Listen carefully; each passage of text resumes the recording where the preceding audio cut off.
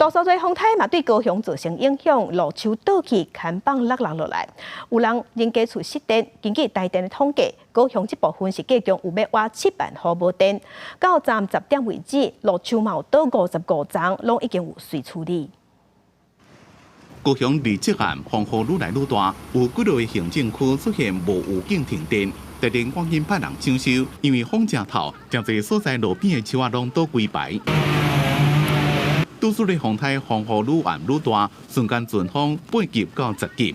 伫咧高速台附近有5丛路树仔挡袂掉风雨拢倒来，去喊着学生停伫路边的奥多摆。你也是接到通知来救车的？对，没错。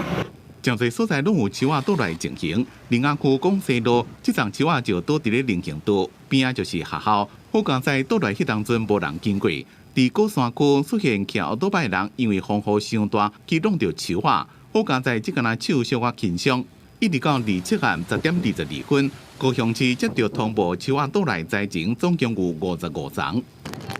伫咧屏东阮州乡港口区指挥一直定起来，因若垦丁的金石湾一个龙盘公园研究封锁线，禁止游客挖掘危险区域。因若伫咧桃石楼禁界区的乡镇部落，就拢甲村民撤离。